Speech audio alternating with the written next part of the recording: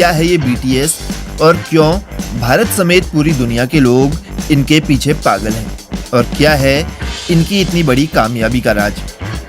और साथ साथ हम आपको बताएंगे कि क्या है BTS आर्मी और इस BTS आर्मी का BTS की सक्सेस में कितना बड़ा हाथ है। तो बने रहिए आप हमारी इस वीडियो के साथ एंड तक। अभी बिना किसी देरी के शुरू करते हैं आज की ये स्पेशल वीडियो। मगर इस वीडियो में आगे बढ़ने से पहले आप इस वीडियो को एक लाइक दे दीजिए, और अगर आप इस चैनल पर पहली बार आ रहे हैं तो चैनल को सब्सक्राइब भी कर लीजिए। तो सबसे पहले आपको बताते हैं कि आखिर ये BTS है क्या। दरअसल BTS 7 मेंबर का कोरियन बॉय बैंड है। इसकी शुरुआत साल 2010 में हुई थी और इनकी पहली एल्बम का डेब्यू 2013 में हुआ था। BTS की फुल फॉर्म बैंगटन सोनिएंडन है। इस ग्रुप को बैंगटन बॉयज के नाम से भी जाना जाता है। बैंगटन सोनिएंडन का कोरियन में मतलब होता है गिरकर फिर से उठ जाना, कुछ उस तरीके से ही जैसे हार कर जीतने वाले को बाजीगर कहते हैं। अगर आपने अभी तक BTS को नहीं सुना है तो हम आपको बता दें कि BTS के एल्बम खुद को एक्सेप्ट करने की बात करते हैं। यही वजह है कि दुनिया भर में इन्हें खूब पसंद किया जाता है। खासकर कि यूथ के बीच बेहद पॉपुलर ये बैंड मेंटल हेल्थ से लेकर पॉलिटिक्स और लगभग हर मुद्दे पर अपनी बात कहने से पीछे नहीं हटता है। और BTS के इतना फेमस होने की एक वजह ये भी है कि ये उस तरीके का ही म्यूजिक बनाते हैं जिसे लोग सुनना चाहते हैं। बाकी के K-pop गाने अगर आप सुनेंगे तो वो प्यार और रिलेशनशिप पर बनते हैं, मगर BTS उन लोगों से हटकर यूथ के बेसिक मुद्दों पर गाने बनाते हैं। और यही वजह है कि इनकी हर एल्बम चार्ट बस्टर ही रहती है।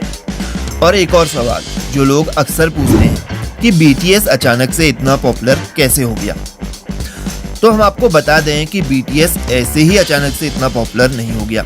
जैसे हमने आपको वीडियो की शुरुआत में बताया था कि साल 2010 में इनके ग्रुप की नींव पड़ी थी और साल 2013 में इनकी पहली एल्बम रिलीज हुई थी। BTS का जो पहला एल्बम 2013 में आया था उसका नाम था टू कूल फॉर स्कूल। इस एल्बम ने इन्हें खूब पहचान दिलाई और इन्होंने जापान के म्यूजिक मार्केट में भी कदम रखा। इसके बाद कोरिया और जापान का ये फेमस बैंड एशिया का टूर करते करते अमेरिका में भी पहुंच गया। लेकिन इन्हें असली पहचान साल 2016 में इनकी विंग्स नाम की एक एल्बम से मिली। इनकी इस एल्बम ने कई रिकॉर्ड तोड़े और ये पहुंच गए बिलबोर्ड के टॉप सोशल आर्टिस्ट चार्ट में, जहां इन्होंने जस्टिन बीबर और सेलिना गोमेज जैसे आर्टिस्ट की भी छुट्टी कर दी।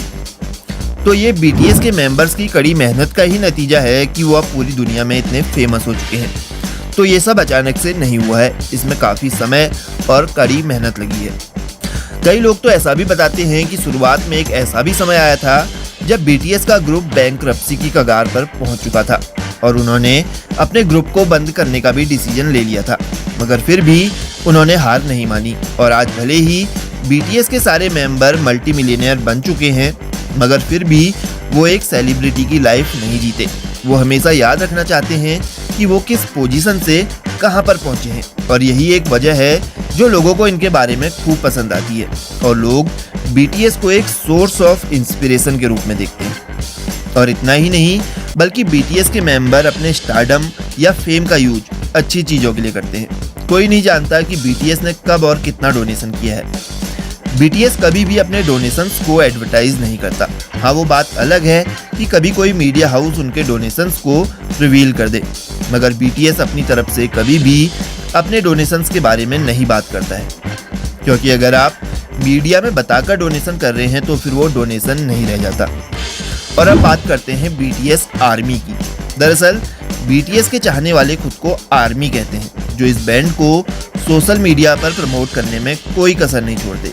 BTS के फैंस का ये ग्रुप BTS को सोशल मीडिया से लेकर कंसर्ट तक आगे रखने में कोई कसर नहीं छोड़ता।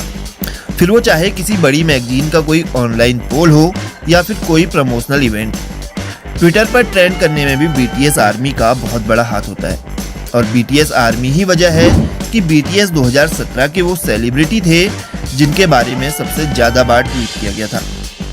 हाल ही में BTS के ग्रुप ने NDTV को एक इंटरव्यू दिया था जो खास तौर पर BTS इंडियन आर्मी के लिए ही था। और जिस समय NDTV पर इनका इंटरव्यू टेलीकास्ट हुआ, NDTV ने लाइव व्यूअर्स और ट्विटर ट्रेंड के कई नए रिकॉर्ड बनाए।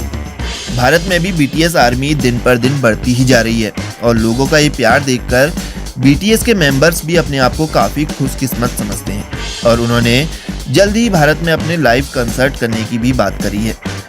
तो अब ये देखना काफ़ी दिलचस्प होगा कि बीटीएस कब भारत में लाइव कंसर्ट करने के लिए आते हैं। तो वहीं आप लोग हमें बताइए कि आप लोगों को बीटीएस के बारे में सबसे अच्छी चीज़ क्या लगती है और आप बीटीएस के फैन कब से हैं।